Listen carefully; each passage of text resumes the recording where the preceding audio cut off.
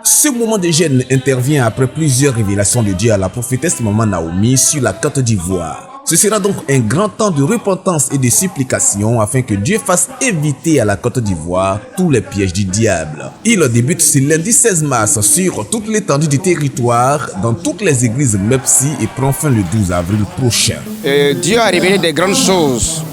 Est passé par la prophétesse pour révéler des grandes choses depuis l'année passée, et cette année Dieu a commencé à continuer de révéler, et nous avons institué un jeûne national au niveau des églises de la MEPSI, et donc nous commençons, si Dieu permet, le 16 mars qui va prendre fin le 12 avril, jour de Pâques.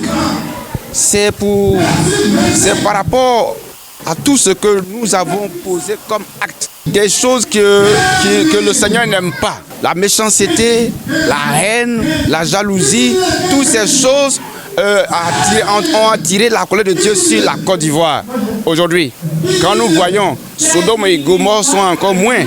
Aujourd'hui, les hommes couchent avec les hommes, les femmes couchent avec les femmes. Ce que les animaux ne font pas, nous les hommes, nous les humains, nous faisons. Tout cela attire la colère de Dieu. Et donc, sincèrement, nous allons nous humilier et pleurer devant la face de Dieu pour notre beau pays, la Côte d'Ivoire. C'est pour cela que je lance ce vibrant appel au corps de Christ, que tous nous joignons, nous nous mettons la main dans la main pour implorer notre Dieu, pour demander pardon à notre Dieu, pour que Dieu ait compassion de notre nation.